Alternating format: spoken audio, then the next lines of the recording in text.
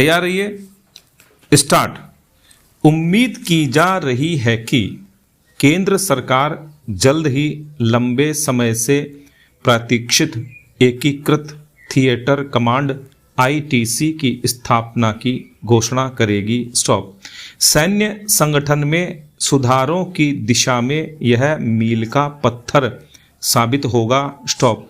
कई महीनों की जद्दोजहद के बाद प्रस्तावित एकीकृत थिएटर कमांड के कामकाजी ढांचे पर सेना के तीनों अंगों में सैद्धांतिक रूप से सहमति बन गई है। स्टॉप।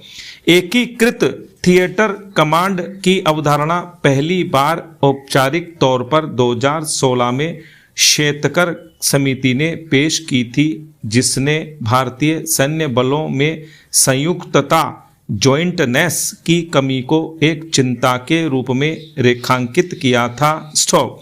समिति ने 3 एकीकृत कमांड दक्षिणी, पश्चिमी और उत्तरी की सिफारिश की थी। स्टॉप। संयुक्तता का तात्पर्य सेना की विभिन्न शाखाओं के सहयोग और एकीकरण से है। स्टॉप। दुनिया के अनेक देशों में संयुक्त सेवाओं का स्तर पहले से ही स्थापित है, जिनमें अमेरिका और चीन जैसी प्रमुख सैन्य शक्तियां भी शामिल हैं। स्टॉप। दिवंगत जनरल बिपिन रावत जब देश के पहले चीफ ऑफ डिफेंस स्टाफ बने तो इस सिफारिश के अमल में तेजी लाई गई। स्टॉप। रावत ने थिएटर कमांड की जोरदार वकालत की और इसके लिए आवश्यक समर्थन भी बटोरा। स्टॉप। आईटीसी को थल सेना का तो जबरदस्त समर्थन मिला, नौसेना में भी इसकी स्वीकार्यता महसूस की गई, लेकिन वायुसेना में उस समय इस नवीन अवधारणा को लेकर काफ़ी हिचकिचाहट थी। स्टॉप। उसका मानना था कि देश की हवाई संपत्तियों का विभाजन वायुसेना के सैद्धांतिक दृष्टिकोण को प्रभावित करेगा और उसकी परिचालन क्षमताओं पर प्रतिकूल असर डालेगा। स्टॉप। इससे कुछ समय के लिए एकीकृत थिएटर कमांड की ओर बढ़ते कदम धीमे पड़ गए थे। स्टॉप। पैरा।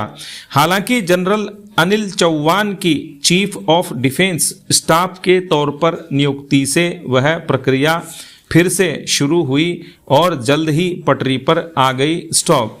उन्होंने आईटीसी को मूर्त रूप देने में आने वाली अनेक बाधाओं को दूर किया। स्टॉप। यह स्पष्ट किया गया कि थिएटरीकरण की प्रक्रिया अपरिवर्तनीय है और सेना के तीनों अंगों की एकजुटता पर ध्यान केंद्रित करना ही वक्त की मांग है। स्टॉप। हालांकि अब इस बात पर भी सहमति बन गई लगती है कि वायुसेना की किसी हवाई संपत्ति को थिएटर कमांड के तहत नहीं रखा जाएगा। स्टॉप। इसके बजाय उनका उपयोग थिएटर कमांड की परिचालन आवश्यकताओं को पूरा करने के लिए ही किया जाएगा। स्टॉप। वायुसेना का अपनी परिसंपत्तियों पर नियंत्रण बनाए रखने का एक महत्वपूर्ण कारण यह है कि वह वायु शक्ति की अविभाज्यता में यकीन करती है, जो इस धारणा पर आधारित है कि वायु शक्ति का प्रयोग सामुद्रिक और जमीनी सेनाओं से अलग स्वतंत्र रूप से भी किया जा सकता है। स्टॉप। पैरा। हालांकि आईटीसी की स्थापना में केंद्रीय नौकरशाही के एक वर्ग में वरीयता के वारंट में अपने स्थान को लेकर असुरक्षा की भावना भी एक बड़ी बाधा रही है। स्टॉप। जानकारों का मानना है कि चूंकि सभी थिएटर कमांडर सीधे सीडीएस को रिपोर्ट करेंगे, जिस पद की शक्तियों में निरंतर विस्तार हो रहा है, इसलिए नौकरशाही के भीतर रक्षा सचिव भारतीय प्रशासनिक सेवा की भूमिका और स्थिति को लेकर कई आपत्तियां हैं, जिनका निवारण किया जा रहा है। स्टॉप। पैरा। आज़ादी के बाद संविधान सभा में लंबी बहस एवं विमर्श के बाद जब देश के संविधान का निर्माण हुआ तब केंद्र व राज्य दोनों ही स्तरों पर शासन की संसदीय प्रणाली को अपनाया गया। ऐसी प्रणाली जिसमें कार्यपालिका को अपने सभी क्रियाकलापों के लिए विधायिका के प्रति पूरी तरह उत्तरदायी व जवाबदेह रखा गया। स्टॉप।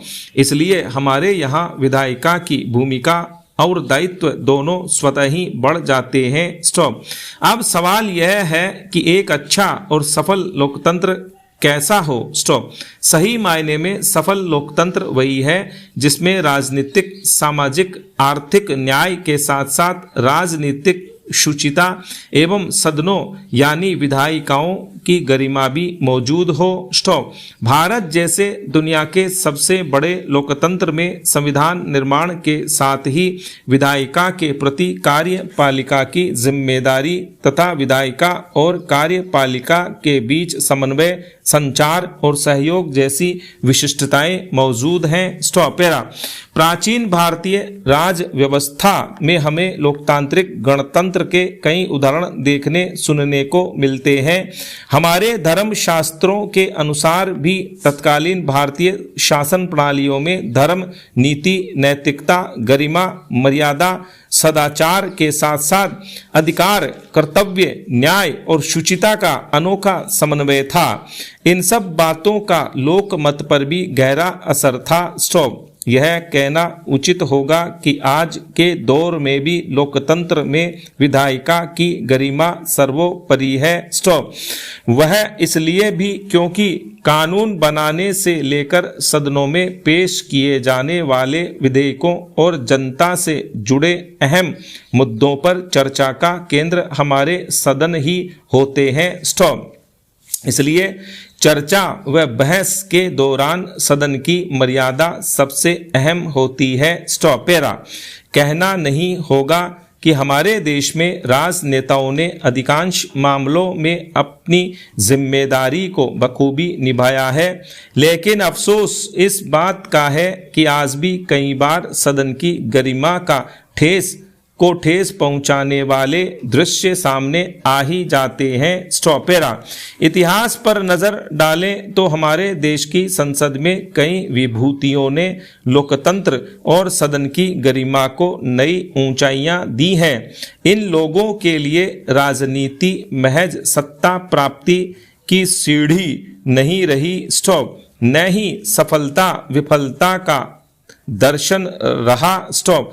जन सेवा का ध्येय लेकर ही ये लोग राजनीति में आए। स्टॉप। पूर्व प्रधानमंत्री अटल बिहारी वाजपेयी समेत कई नेता सार्वजनिक जीवन में शुचिता के उदाहरण रहे हैं। स्टॉप।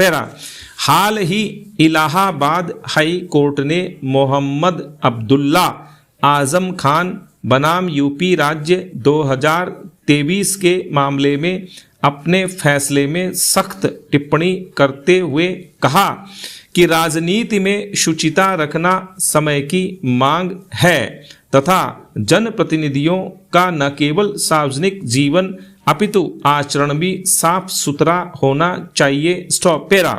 संसदीय प्रणाली में शासन के 3 अहम कार्य होते हैं। पहला, कानूनों का निर्माण, दूसरा, कानून को लागू करना तथा तीसरा, कानूनों का निर्वचन परीक्षण। स्टॉप। लेकिन अफसोस इस बात का है कि विधि निर्माण की चर्चा के दौरान सदनों में माननीय सदस्यों की संख्या कम रहती है और विधेयकों पर विचार विमर्श में उनकी रुचि भी अपेक्षित स्तर तक दिखाई नहीं पड़ती। स्टॉप। यह स्थिति निश्चित तौर पर चिंताजनक है। स्टॉप। यह तथ्य जग जाहिर है कि नीति निर्धारण से लेकर उसके क्रियान्वयन तक हर स्तर पर राजनीति की मुख्य भूमिका रहती है। यदि राजनीति में शुचिता नहीं है तो फिर पूरी व्यवस्था अपवित्र, पथभ्रष्ट, दिशाहीन और नाकारा हो सकती है। वास्तव में तो सबका साथ, सबका विकास, सबका प्रयास जैसे संकल्पों की जब बात की जाती है तो उसके केंद्र में प्रमुखतः राजनीतिक शुचिता और जन सेवा का विचार ही मौजूद होता है। स्टॉप।